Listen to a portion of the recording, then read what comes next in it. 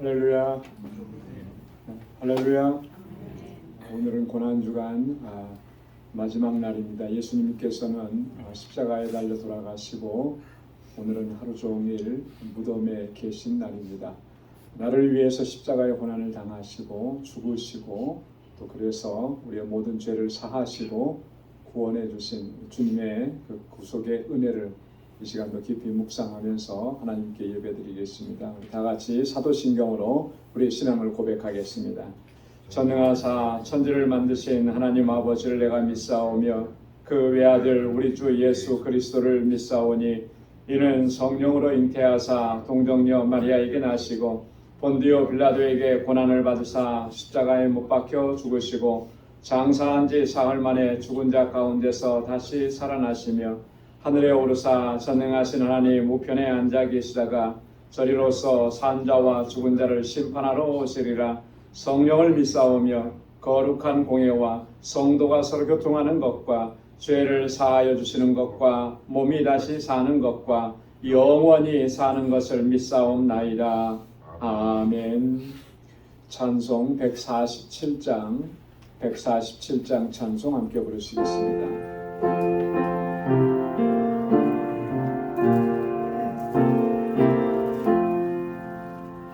주 달려 죽은 십자가 우리가 생각할 때에 세상에 속한 욕심을 헛된 줄 알고 버리네. 죽으신 그 줄 밖에는 사랑을 말게 하소서. 오열의 공로 입어서 교만한 마음을 버리네. 못 박힌 손발 오리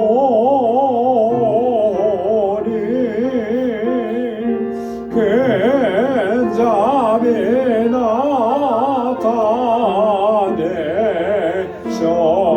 나타내셨네. 가시로 만든 면류관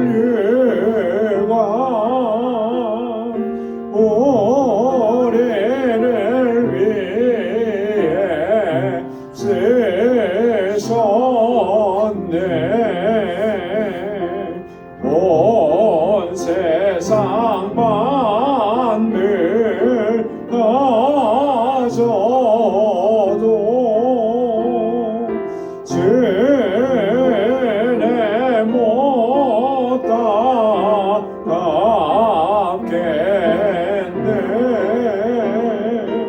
놀라운 사랑 받은 나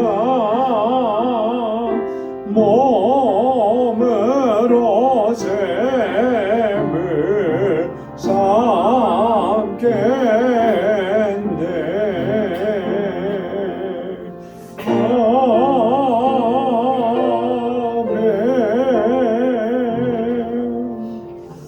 아멘. 이 시간 다 같이 통성으로 함께 기도하겠습니다. 오늘 기도할 기도 제목은 우리 사랑하는 자녀 손들입니다. 우리에게 허락해 주신 자녀들 하나님께서 정말 구원하셔서 거룩한 하나님의 백성이 되게 하셨는데 정말 하나님의 마음이 합하고 경건하고 하나님을 잘 경외하는 믿음의 아들과 딸들로 하나님 앞에 귀하게 쓰임받게 하여 주옵소서. 또 우리 이곳에서 자라나는 우리 어린 심령들 학생들, 청장년들을 위해서 이 시간 다 같이 통성으로 함께 기도하겠습니다. 거룩하신 하나님 아버지 감사합니다. 저희들을 사랑하시고 날마다 은혜 베풀어 주시고 주님의 구속의 은혜 안에 거할 수 있도록 인도해 주시니 감사합니다. 이 한 주간도 하나님 우리 주님 예수 그리스도 주님의 마음을 생각하면서 아버지 새벽을 깨우고 주님 앞에 나오게 하시고 나를 위해서 십자가의 고난을 당하신 주님을 깊이 묵상할 수 있도록 은혜 주셔서 감사합니다. 하나님 주님의 마음을 품고 살아갈 수 있도록 도와주시고 이 땅에 사는 날 동안에 하나님의 뜻대로 온전히 행할 수 있는 저희를 되게 하여 주옵소서.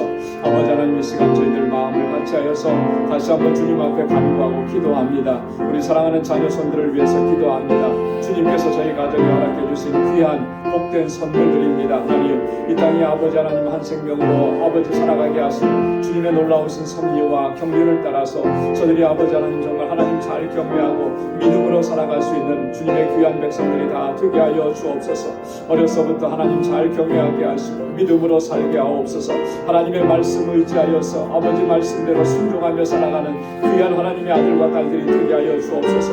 이 세대를 향해서 하나님 앞에 귀하게 쓰임받는 일꾼들이 다 되게 하여 주시고 정말 진심으로 마음을 다해서 하나님을 경외하며 살아갈 수 있도록 인도하여 주옵소서. 하나님 저들에게 굳건한 믿음을 허락하여 주옵소서.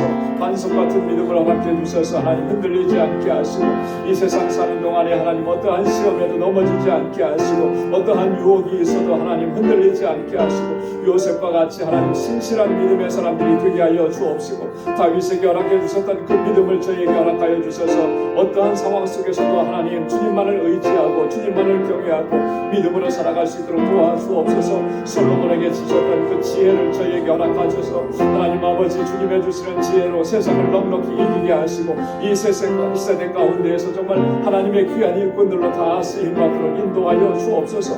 무엇보다도 하나님 구원의 확신을 가지고 아버지 하나님을 경외하고 믿음으로 살게 하시고 이 세대에 정말 하나님 예수 그리스도를 증거하며 살아가는 아버지 하나님 주님의 증인들이 다 될 수 있도록 인도하여 주옵소서. 아버지께서 늘 함께 하시고 동행하시고 하나님의 귀한 일꾼들로 우리 사랑하는 자녀손들을 붙잡아 주시고 이곳에서 자라나는 하나님의 귀한 백성들에게 하나님의 능력과 권능으로 덧입혀 주옵소서.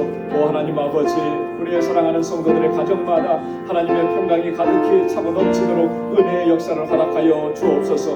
오늘도 저희들을 말씀 앞에 세워주셨사오니 주님의 말씀으로 우리를 새롭게 하시고 예수 그리스도 우리 주님의 마음을 품고 이 세상 가운데 하나님의 뜻을 행할 수 있는 우리 모두가 되게 하여 주옵소서. 주님 함께 하실 줄로 믿습니다. 감사하며 예수님의 이름으로 간절히 기도드리옵나이다. 아멘. 오늘 이 시간 우리 함께 묵상할 하나님 말씀은 사무엘하 23장 15절부터 18절까지 말씀입니다. 사무엘하 제23장 15절에서 18절까지 말씀.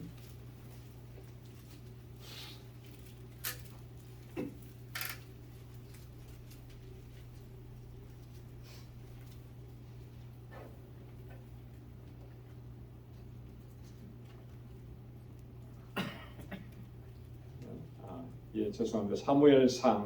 사무엘상입니다. 23장 15절부터 18절까지.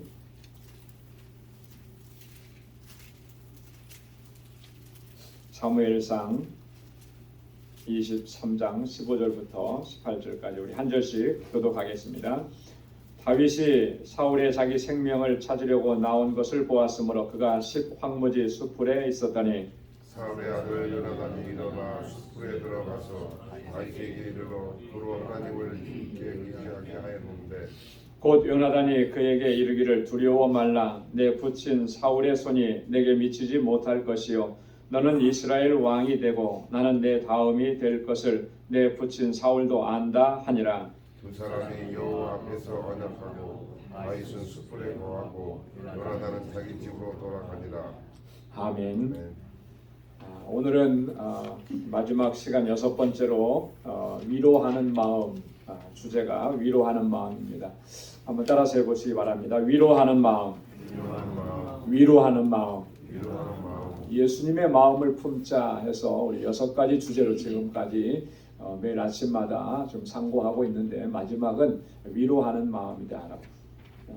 예수님의 마음은 슬픔을 당한 사람, 고통을 당한 사람, 마음에 괴로움이 있는 사람들을 찾아와서 위로해 주시고 치유해 주시고 회복해 주시는 그런 마음이라는 거죠. 오늘 본문 말씀에 보면 다윗과 요나단은 정말 세상 어디에서도 찾아볼 수 없는 그런 절친, 요즘 말로 말하면 뭐라 그러나요? 젊은 사람들 찐친이라고 그래요. 찐친. 정말 진짜 친구.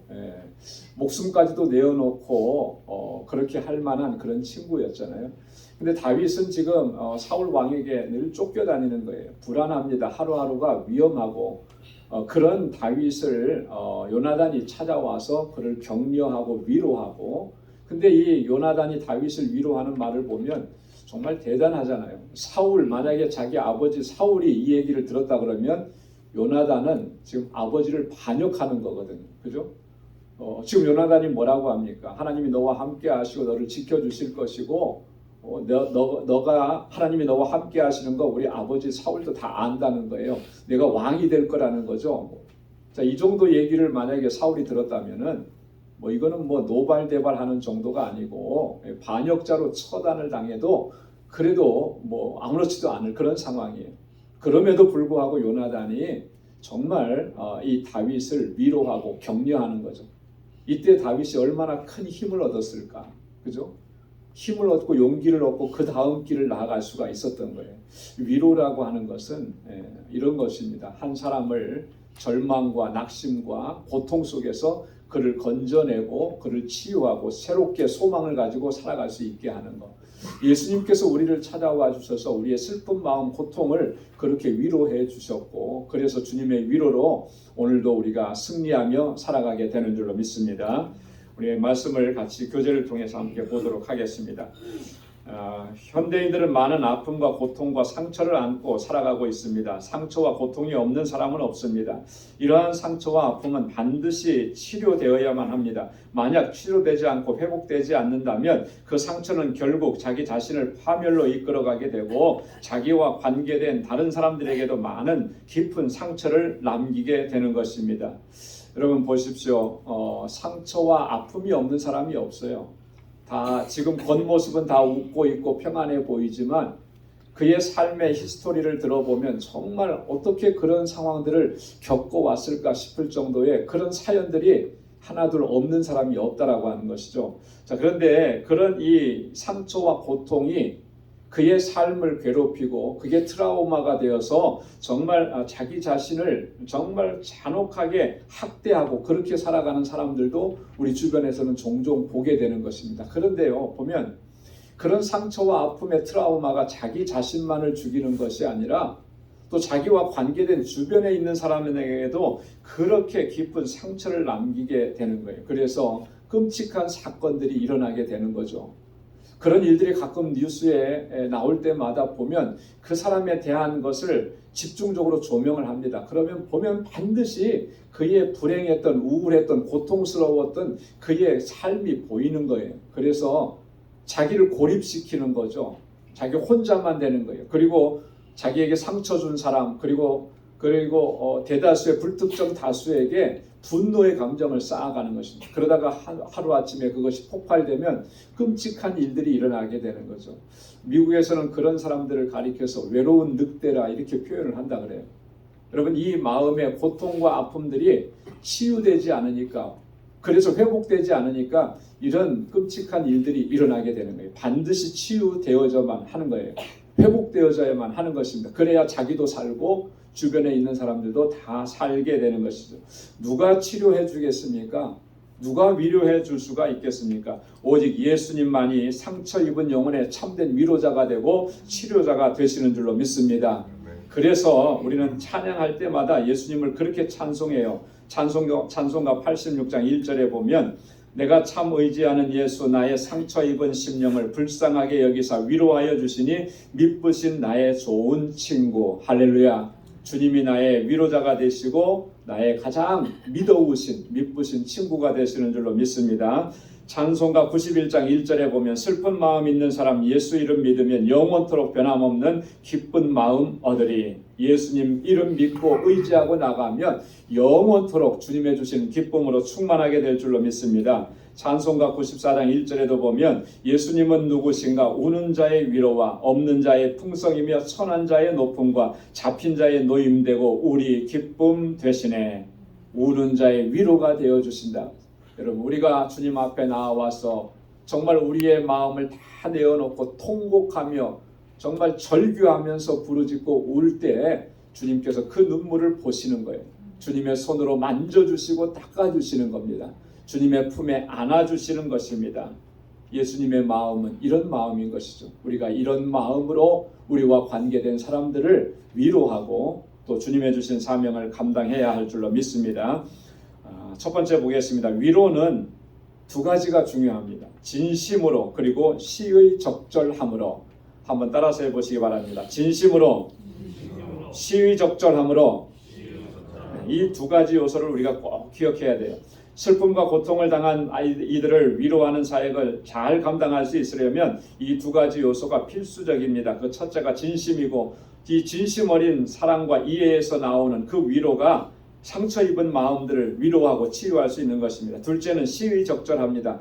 시의 적절함이라고 하는 것은 이런 거죠. 꼭 필요한 시간에, 꼭 필요한 순간에 그때 그 자리에 있는 것을 얘기하는 거예요. 그래서 정말 시의 적절한 꼭 필요한 그 시간에 한 번 위로하는 것이 그렇지 않은 시간에 10번 위로하는 것보다 100번 낫다라고 하는 것입니다. 여러분, 그렇기 때문에 우리가 위로가 필요한 그 순간을 놓쳐서는 안 되는 거예요. 누군가에게 정말 위로가 필요한 그 순간을 우리가 늘 세심하게 살피고 배려해야 하는 것이죠. 그렇게 했을 때 그 위로가 그의 마음을 만져주게 되는 것입니다. 목회를 하면서 종종 경험하는 거예요. 그건 뭐냐면 신방을 하게 되는데 이 신방을 할 때도 보면 신방을 해야 될 때가 있는 거죠.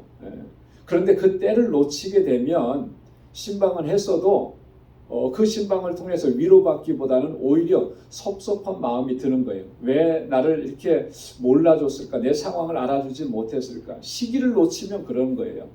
특별히 정말 죽음을 앞에 둔 그런 가정들, 임종 신방을 하게 되고 그렇게 할 때를 보면은 정말로 시간이 중요한 거죠. 의식이 있을 때 한 번이라도 더 찾아가서 그를 위로하고 하늘의 소망을 갖게 하는 거, 이게 너무나 중요한 거.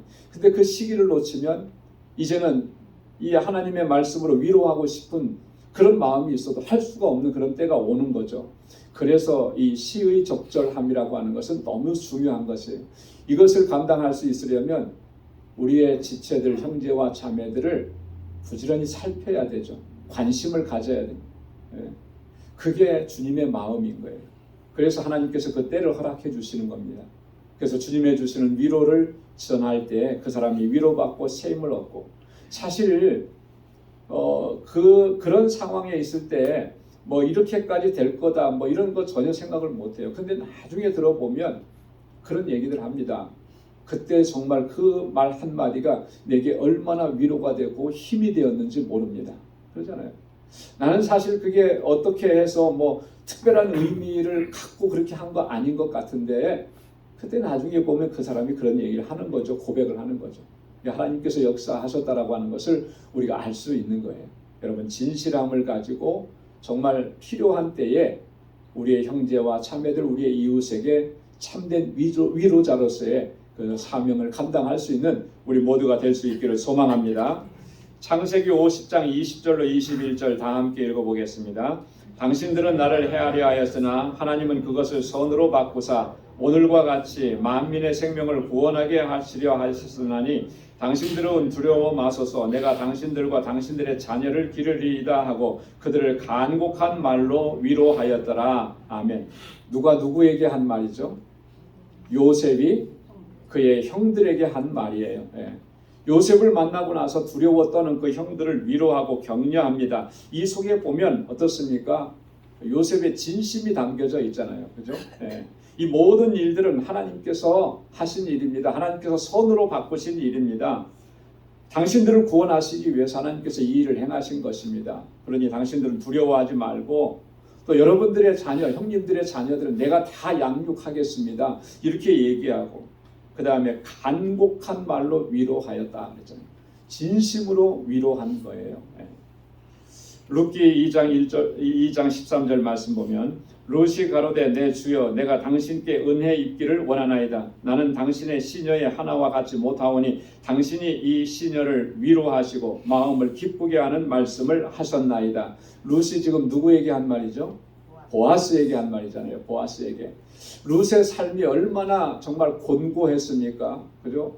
모압 땅에서 10년 동안 거기서 정말 남편 잃고 시아버님 돌아가시고 모든 것을 다 잃어버리고 그리고 시어머니 따라서 베들레헴 유다 땅으로 왔지만 그 삶이 녹록하지가 않은 거죠. 늘 이삭을 주어야만 살 수 있고 그죠? 하루하루 끼니를 걱정해야 되는 이런 상황 속에서 그의 위로자가 되어준 사람이 누구였냐면 바로 보아스였다라고 하는 거예요.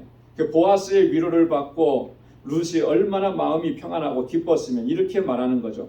이 룻의 곤고한 삶은 보아스의 진심 어리는 위로를 통해서 그가 치유함을 얻고 회복함을 얻었다라고 하는 것이죠. 나중에는 이 보아스의 아내가 되기도 하죠. 여러분 이 보아스의 위로가 한 생명을 살린 거예요. 여러분 진심의 또 시의적절한 그 위로가 한 생명을 살리게 되는 줄로 믿습니다. 자, 두 번째로 보겠습니다. 하나님은 우리를 위로자로 세우셨습니다. 빌리 그레이엄 목사님은 이렇게 말했습니다. 하나님은 단지 우리를 위로하시기 위해서 위로하시는 것이 아니라 우리로 하여금 위로자가 되게 하시기 위하여 우리를 위로하신다. 여러분 그렇습니다. 하나님은 우리 단지 우리 슬픈 마음만을 만져주시기 위해서 위로하시는 것이 아니라 그 위로를 통해서 우리 한 사람 한 사람을 위로하는 사람으로 세우시기를 원하시는 거예요. 그게 하나님의 뜻이라고 하는 것입니다. 우리를 위로하시고 회복시켜 주신 하나님께서는 우리가 하나님께로부터 받은 그 위로로서 다른 사람들을 위로하는 사명을 감당하도록 그렇게 하신 것입니다. 여러분 위로자로서의 사명은 너무나 중요한 거예요. 너무나 소중한 것입니다. 왜 그렇습니까? 슬픔과 절망 가운데 있는 이 사람들에게 소망을 허락해 주시는 거고 기쁨을 허락해 주는 것이고 더 나아가서는 영원한 생명의 길로 그를 인도하는 것이기 때문에 이 위로자로서의 사명은 너무나 소중한 거라는 거예요. 여러분 기억하시기 바랍니다. 우리가 하나님 앞에 위로를 받았다면 우리에겐 사명이 생긴 거예요. 어떤 사명인 것입니까? 위로자의 사명이 생긴 것이죠. 우리의 주변을 돌아보면서 슬픔 당한 우리의 형제와 자매와 이웃을 돌아보면서 고통 중에 있는 형제와 자매를 지나치지 않으면서 그들에게 내가 받은 위로로서 그죠? 내가 하나님께로부터 받은 그 위로로서 그들을 위로하고 세워주고 하나님의 주시는 소망을 갖게 하는 이 사역을 잘 감당해야 할 줄로 믿습니다. 고린도후서 1장 3절로 4절 다 함께요. 찬송하리로다. 그는 우리 주 예수 그리스도의 하나님이시요 자비의 아버지시요 모든 위로의 하나님이시며 우리의 모든 환난 중에서 우리를 위로하사 우리로 하여금 하나님께 받는 위로로서 모든 환난 중에 있는 자들을 능히 위로하게 하시는 이시로다. 아멘. 내가 뭘 위로할 수 있겠는가? 우리가 그렇게 생각할지 모르지만 그렇지 않습니다. 하나님께서 우리에게 위로하시는 은혜를 베풀어 주시면서 또한 능력도 우리에게 더해 주시는 거예요. 하나님께서 그를 위로해 주시기를 우리가 간곡하게 기도하고 간구하면서 내가 받은 그 은혜를 나누는 것입니다. 그럴 때 하나님께서 그를 만져주시는 역사가 일어나게 되는 줄로 믿습니다. 고린도후서 2장 7절 8절이요. 그런즉 너희는 차라리 저를 용서하고 위로할 것이니 저가 너무 많은 근심에 잠길까 두려워하노라. 그러므로 너희를 권하노니 사랑을 저희에게 나타내라. 아멘. 자, 보십시오. 저를 용서하라는 거죠. 저를 위로하라는 거예요. 저를 사랑하라는 거예요. 용서하고 위로하고 사랑하는 것, 이게 우리가 감당해야 하는 귀한 사명들인 것입니다. 이 사명 잘 감당할 수 있는 우리 모두가 될 수 있기를 주님의 이름으로 축원합니다. 자, 그 다음에 세 번째 넘겨서 보겠습니다. 황금률의 원칙을 꼭 기억해야 합니다. 한번 따라서 해보시죠. 황금률의 원칙. 황금률의 원칙. 마태복음 7장 12절에 있는 말씀입니다. 여러분 이 마태복음 7장 12절 말씀은 황금률이라 그러는데 여러분 우리가 꼭 기억해야 되는 거예요. 자, 탈무드를 보면 어떤 사람이 유명한 랍비를 찾아가서 이렇게 말했다고 합니다. 내가 한 발로 서 있는 동안에 나에게 율법의 모든 것을 가르쳐 주십시오. 한 발로 서 있는 동안에 이게 뭐 얼마나 오랜 시간이겠어요? 그러니까 이게 이런 의미의 율법의 내용이 참 많은데 그 율법의 내용을 한마디로 요약하면 무엇이 되는 것입니까? 그걸 가르쳐 주십시오. 이런 의미거든요. 그러자 랍비가 이렇게 말했습니다. 당신이 싫어하는 것은 당신의 이웃에게 하지 마십시오. 이것이 율법의 전체이고 다른 것은 율법의 해석에 불과합니다. 여러분 그렇잖아요. 내가 하기 싫은 거 다른 사람에게도 하지 말아야죠. 그죠? 나는 하기 싫은데 다른 사람에게 그걸 자꾸 요구하고 하라 그러고 막 윽박하고 재촉하고 이거는 아니라는 거죠. 이거 율법의 정신이 아니라고. 여러분 그렇잖아요. 우리 인간관계 안에서도 그래요. 우리 자녀들에게도 그렇고요. 내가 하기 싫은 거는 자꾸 남에게 밀어서 그 사람이 하게 하는데 이거 하지 말라는 거죠.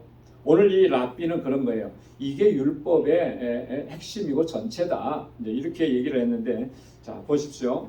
계속해서 보겠습니다. 여러분 타인에게 고통을 주는 행동을 하지 말라는 것이 율법의 가르침이라면 예수님의 가르침은 보다 더 적극적입니다. 다른 사람에게 무엇인가를 해주라는 거예요. 좋은 것을 긍정적인 것을 해주라는 것입니다. 그게 뭐겠습니까? 그게 사랑인 거죠. 사랑. 예수님의 우리에게 주신 새 계명은 뭐였습니까? 내가 너희를 사랑한 것 같이 너희도 서로 사랑하라라고 하는 것입니다. 사랑이에요. 근데 이 사랑을 한번 잘 보십시오. 이 사랑하라고 하는 것은 다른 사람이 싫어하는 것을 하지 않는 것, 그 차원을 넘어서는 것이죠. 보다 더 적극적인 것입니다. 그 사람이 원하는 것, 아니 내가 다른 사람에게 대접받고자 하는 그대로 그 사람을 대접하는 것, 그게 진정한 사랑이에요. 이게 황금률입니다. 마태복음 7장 12절 말씀 다 함께 읽어보겠습니다. 그러므로 무엇이든지 남에게 대접을 받고자 하는 대로 너희도 남을 대접하라. 이것이 율법이요 선지자니라. 자, 예수님은 뭐라고 말씀하셨습니까? 율법의 핵심이 뭐라 그러는 거예요? 내가 남에게 대접받고자 하는 것이 있다면 너는 네가 먼저 그를 대접하라라고 하는 것이죠.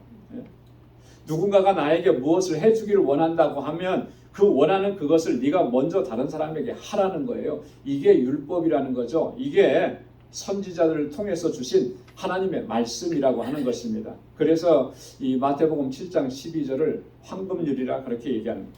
여러분 슬프고 괴로울 때 누군가가 나를 위로해 주기를 기대하는 마음이 있습니까?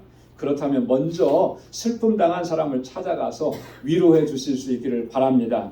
절망과 좌절 가운데서 누군가가 내게 손을 내밀어서 나를 일으켜 세워주기를 그렇게 기대하는 마음이 있습니까? 그렇다면 내가 먼저 절망과 좌절 가운데 있는 사람을 찾아가서 그에게 손을 내밀어서 그를 일으켜 세워주어야 하는 것입니다. 이게 주님의 가르치심이라고 하는 거예요. 자, 그러기 위해서는 우리의 눈은 어디를 향해야 되겠습니까? 내가 받은 상처와 아픔을 향해야 되겠습니까? 아니죠. 주님께서 주신 그 위로를 바라봐야 되는 것이고 우리의 주변을 바라봐야, 특별히 고통당하는 우는 사람들, 괴로움이 있는 사람들을 향해서 우리의 눈길이 그를 향해야 되고 우리의 손길이 그의 손을 붙잡아 줘야 돼요. 그렇게 일으켜 세우면서 주님의 회복의 은혜를 구하는 저희들이 될 수 있기를 소망합니다. 자, 마지막으로 네 번째, 위로자의 행복을 경험하십시오. 한번 따라서 해보십시오. 위로자의 행복을 경험하십시오. 네, 우리가 누군가를 위로하고 또 누군가의 손을 붙잡아 주었을 때 하나님께서 주시는 행복과 기쁨을 우리가 경험해야 하는 거예요. 여러분, 그 경험이 풍성해지면 질수록 그 위로의 사역은 더욱더 풍성하게 역사가 이루어나게 될 줄로 믿습니다. 여러분, 위로받는 사람에게만 치유와 회복의 역사가 일어나는 게 아닙니다. 물론 당연하게 위로받는 사람은 회복의 역사가 일어나죠. 하지만 놀라운 것은요, 위로하는 사람에게도 하나님께서 은혜와 기쁨, 감격을 허락해 주시는 거예요. 그래서 나에게도 치유와 회복이 일어나게끔 역사하시는 겁니다. 그게 하나님의 역사라고 하는 거예요. 여러분, 우리의 작은 손길을 통해서 힘을 얻고 소망을 갖고 다시 일어서는 그 모습을 볼 때 정말 우리도 또한 위로를 받는 거죠. 소망을 얻게 되는 거죠. 내가 뭐 대단한 일을 해줬다고, 내가 뭐 대단한 걸 해줬다고. 그런데 그걸 그렇게 감사하고 회복하고 기뻐하고 즐거워하고 다시 일어서는 모습을 보면 우리 마음이 기쁘지요. 왜 안 기쁘겠습니까? 그 한국에 보면은 어려운 이웃을 돕는 그런 프로그램들이 있어요. 그거 보면은 많은 사람들이 그 일에 동참을 하더라고요. 뭐 알지도 못하는 사람이잖아요. 근데 그런 봉사단이 있어요. 그러면 그 사람이 가가지고 뭐 그 집도 고쳐주고 뭐 자기가 하는 비즈니스에서 그걸 다 내가지고 그 집에 필요한 것들 채워주고 그러더라고요. 뭐 하루 종일 뭐 어떨 때는 뭐 일주일 내내 그런 일들을 하는 거예요.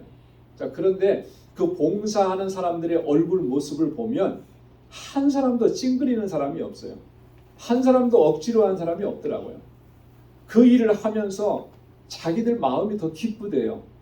이 사람들이 행복하게 살아갈 걸 생각하니까 내 마음이 더 행복하고 기쁘더라는 거예요. 그래서 그 자신의 마음 속에 있는 그런 고통스럽고 슬펐던 것, 괴로웠던 것들이 싹 사라지는 그런 느낌을 받는다고 그렇게 고백하는 내용들을 종종 봅니다. 여러분, 그런 거예요. 예. 위로의 사역은 단지 그 사람만 위로받고 치유되는 게 아니라 나의 상처 입은 이 영혼도 주님께서 친히 치료해 주시는 것이죠. 그것을 경험해야 되는 거예요. 그 행복과 그 기쁨을 우리가 경험하고 누리고 그렇게 하나님의 은혜 안에서 더 강건하게 주님의 주시는 사명을 감당할 수 있는 우리 모두가 될 수 있기를 주님의 이름으로 축원합니다. 고린도후서 7장 8절로 9절 말씀 우리 함께 같이 읽어보겠습니다. 그러므로 내가 편지로 너희를 근심하게 한 것을 후회하였으나 지금은 후회하지 아니함은 그 편지가 너희로 잠시만 근심하게 한 줄을 알미라. 내가 지금 기뻐함은 너희로 근심하게 한 까닭이 아니요 도리어 너희가 근심으로 회개함에 이른 까닭이라. 너희가 하나님의 뜻대로 근심하게 된 것은 우리에게서 아무 해도 받지 않게 하려 함이라. 아멘. 이 바울이 고린도 교회에 보낸 편지, 정말 안타까운 마음으로 눈물 흘리는 마음으로 편지를 써서 보냈거든요. 그래서 눈물의 편지도 보냈었고 그 어조가 굉장히 강했었고 그 편지를 보내놓고 나서는 바울이 마음에 좀 염려가 되고 근심이 됐었던 거예요. 내가 너무 심하지 않았나? 저들을 격려하고 저들을 위로하고 저들을 바르게 세운다고 말한 것이 혹시나 또 너무나 강하게 한 것은 아닌가. 마음이 좀 편안하지가 않았어요. 그런데 보니까 이 바울의 편지를 받고 고린도 교회 성도들이 변화가 일어나기 시작한 것이죠. 그들이 회개하게 되고 그들이 하나님 앞에 바로 서게 되는 거예요. 이 모습을 보면서 바울이 얼마나 마음이 기뻤는지 그걸 얘기하는 거예요. 내가 지금 기뻐하는 것은 너희를 근심하게 한 까닭이 아니고 너희가 회개하고 돌이켜서 하나님의 사람이 되는 것, 하나님 앞에 바로 서는 모습을 보니까 너무나 기쁘고 행복하다라고 합니다. 여러분, 우리가 누군가를 위로할 때 하나님께서 그런 기쁨을 우리에게 허락해 주시는 것입니다. 예수 그리스도 우리 주님의 마음을 품고 참된 위로자로 살아갑니다. 하나님께서 우리를 위로하시는 것은 그런 거예요. 그 목적이 여기에 있습니다. 여러분, 단지 그 영혼을 회복시켜 주시는 것, 이 일만을 위한 것이 아니라 우리를 위로자로 세우셔서 주님의 주신 이 사명을 잘 감당하게 하시는 것, 그게 하나님의 목적인 줄로 믿습니다. 그렇게 참된 위로자로 주님 앞에 설 수 있는 우리 모두가 될 수 있기를 주님의 이름으로 축원합니다. 한 주간 동안 우리 예수님의 마음을 묵상하면서 그 주제를 하나하나 살펴봤는데 기억하시면서 이제 이후로 우리의 삶이 예수님의 마음으로 행할 수 있는 우리 모두가 될 수 있기를 주님의 이름으로 축원합니다. 기도하겠습니다. 거룩하신 아버지 하나님, 감사합니다. 이 고난주간 한 주간 새벽을 깨우며 주님의 거룩하신 임재 앞으로 저희들을 불러주시니 감사합니다. 예수 그리스도의 마음을 품자라고 하는 이 주제로 주님의 마음을 묵상하게 하셨으니 감사합니다. 하나님, 묵상한 것으로 끝나지 않고 하나님 우리의 마음에 주님의 마음을 품게 하여 주시고 주님께서 행하셨던 것처럼 그렇게 주님의 길을 따라갈 수 있는 저희들 되게 하여 주옵소서. 하나님, 주님께서 함께 하셨던 그 사람들과 함께하는 저희들 되게 하여 주옵소서. 특별히 아버지 하나님, 세상의 고통과 아픔과 괴로움 속에서 신음하는 우리의 지체들과 형제와 자매들과 우리의 이웃들을 돌아볼 수 있게 하시고 주님께서 우리에게 위로하셨던 그 위로로서 저들을 위로하고 저들을 하나님 앞에 세워가는 우리 방주의 모든 권속들이 되게 하여 주옵소서. 특별히 아버지 하나님, 우리 사랑하는 자녀손들을 붙잡아 주시고 저들이 믿음으로 살고 하나님 잘 경외하며 살게 하시고 정말 하나님 앞에 귀한 일꾼들로 다 쓰임받을 수 있도록 하나님 은혜 더하여 주옵소서. 우리 사랑하는 성도들의 가정을 주님께서 견고하게 붙들어 주셔서 믿음의 가정들이 되게 하시고 하나님 주의 평강으로 가득히 채워 주옵소서. 하나님 우리 사랑하는 성도들의 삶을 주님께서 눈동자와 같이 지켜주시고 저들이 무엇을 하든지 어디에 있든지 정말 하나님의 보호하심과 인도하심 가운데서 행할 수 있도록 도와주옵시고 복의 근원된 삶을 살아가는 주의 신실한 백성들이 다 되게 하여 주옵소서. 하나님 우리를 구속하신 주님의 구속의 은혜를 늘 가슴에 새길 수 있도록 도와주옵소서. 사망 권세 깨뜨리시고 다시 살아나신 우리 주님의 그 부활의 주님을 우리가 바라볼 수 있게 하시고 부활의 소망을 가지고 살아갈 수 있도록 인도하여 주옵소서. 내일 거룩하고 복된 주님의 날 우리 광주의 권속들 다 함께 나와서 그 부활의 기쁨에 참여하고 하나님께 영광 돌리는 우리 모두가 될 수 있도록 은혜 베풀어 주옵소서. 이제는 우리 주 예수 그리스도의 무한하신 은혜와 하나님 아버지의 크고 놀라우신 사랑과 성령의 위로 교통 충만하심의 역사가 주님의 마음을 품고 주님의 명령에 순종하여 하나님의 뜻하신 일들을 이루어가기로 결단하고 다짐하는 우리 광주의 모든 믿음의 권속들과 저들의 가정과 직장과 생업의 터전 위에 이제로부터 영원까지 함께 하시기를 간절히 축원하옵나이다. 아멘.